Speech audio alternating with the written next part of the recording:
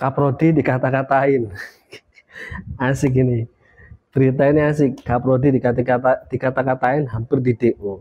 Ya, begitulah ya dunia perkuliahan. Jadi kalau saya sekilas menceritakan dulu tentang berita ini, jadi yang ada di berita ini, jadi di sini ada yang namanya Mas Verly kalau tidak salah ini posisinya sedang di semester 8. Di salah satu perguruan tinggi negeri, jurusannya adalah bahasa Arab kalau tidak salah. Jadi dia ini semester 8 ya notabene harus mengerjakan skripsi. Biasanya semester 7 itu sudah dipersiapkan. Nah, Mas Verly ini semester 8 mulai mengerjakan skripsi, tetapi, nah ini ada tetapinya. Tetapi kata kaprodinya ada beberapa mata kuliah dari Mas Verly ini yang memang belum memenuhi. Jadi belum memenuhi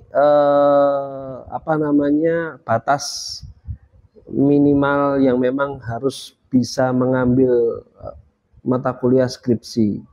Ada beberapa yang nilainya katanya masih kurang, entah itu nilainya C atau mungkin di bawah C dan lain sebagainya.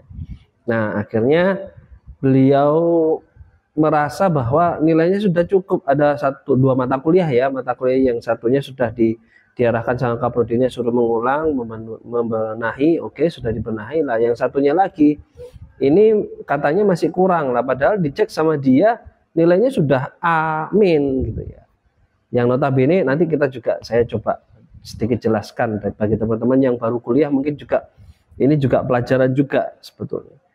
Nah, jadi setelah dibuktikan, tetapi nah ini menurut berita yang ada di sini kaprodinya marah-marah gitu ya, akhirnya memberikan penjelasan yang notabene membuat Mas Verly ini juga marah gitu ya. Akhirnya Mas Verly sampai menyampaikan kata-kata, ibu dosen ini ada masalah dengan saya. Nah, kira-kira seperti itu katanya.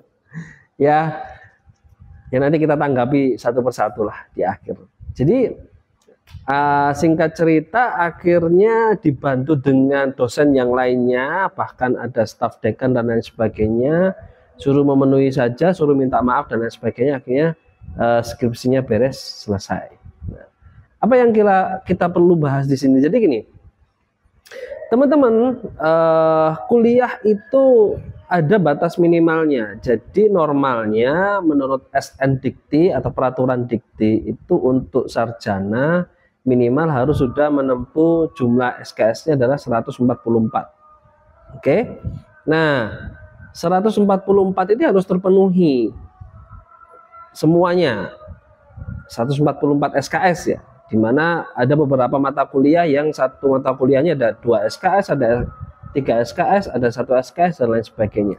Nah, ini harus terpenuhi, semua mata kuliah ini harus dilewati semua. Kemudian di SNDD memang tidak ada aturan, tetapi masing-masing perguruan tinggi ada yang memiliki aturan seperti ini.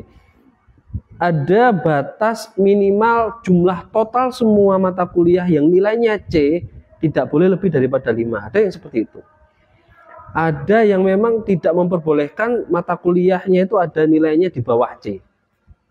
Ada juga yang seperti itu. Nah, apapun itu aturannya, memang kita mahasiswa harus tahu semua bagaimana melalui itu semua. Nah, makanya tadi ada kondisi di mana Mas Verly harus mengulang atau memperbaiki nilai yang memang belum memenuhi standar tadi itu, standar yang sudah ditentukan di masing-masing perguruan tinggi. Jadi tidak semua perguruan tinggi sama, tetapi masing-masing perguruan tinggi punya aturan. Nah, itu yang perlu saya sampaikan. Jadi makanya teman-teman harus bisa menyesuaikan.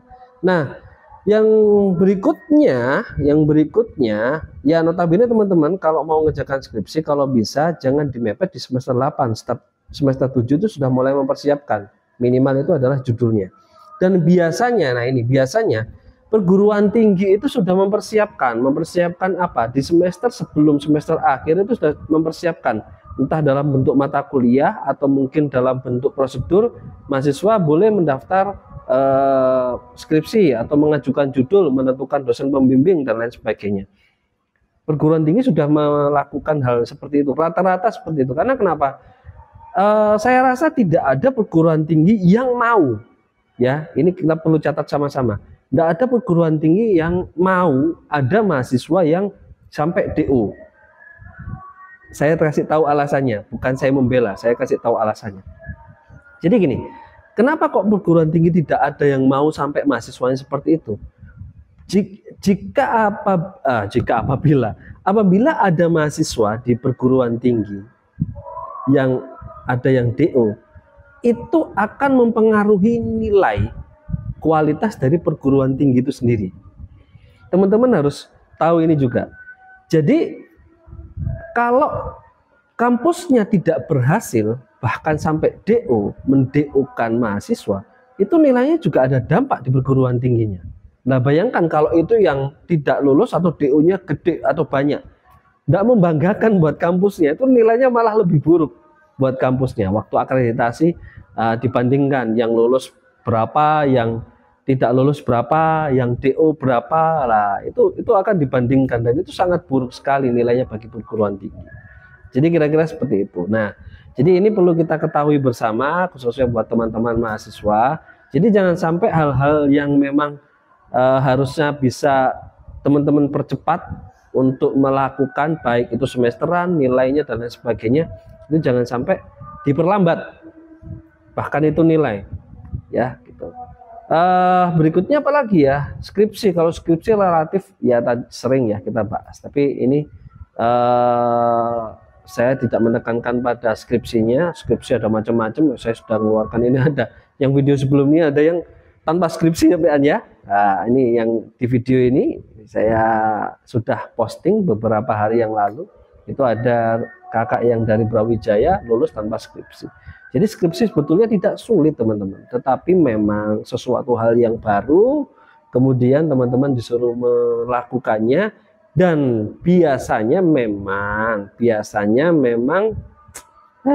ya kadangkala terjadi kesalahan, ya terjadi kesalahan, namanya juga penyesuaian, ya seperti kayak belajar naik sepeda lah, jatuh dan lain sebagainya, itu wajar di dalam skripsi. Makanya adanya dosen pembimbing itu untuk mendampingi, mengarahkan, kira-kira seperti itu. Dan yang terakhir, dan ini sudah dicontohkan sangat baik sekali sama Mas Verly, notabene usaha itu semaksimal mungkin. Lebih daripada itu, selain itu, yang paling harus kita junjung tinggi itu adalah etika, ya.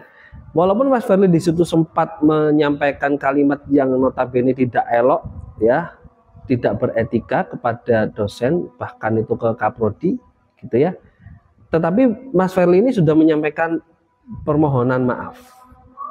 Yang saya garis bawahi di sini adalah etikanya. Jadi gini teman-teman,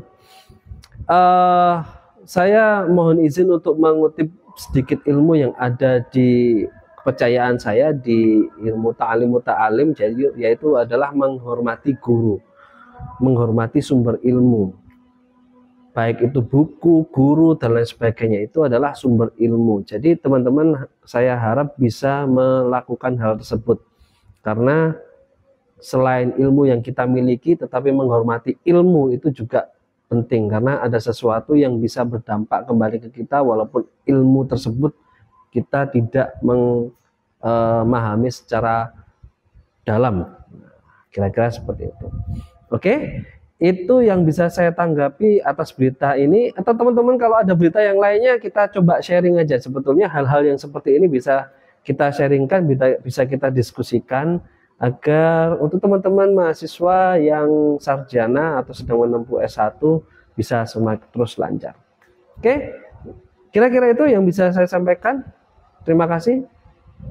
Hebat, sukses buat Mas Verly. Semoga bisa mendapatkan pekerjaan yang baik, bisa membanggakan orang tua.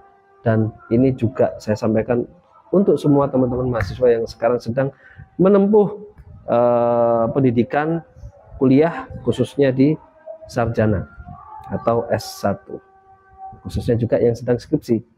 Semangat terus, sukses. Oke, terima kasih.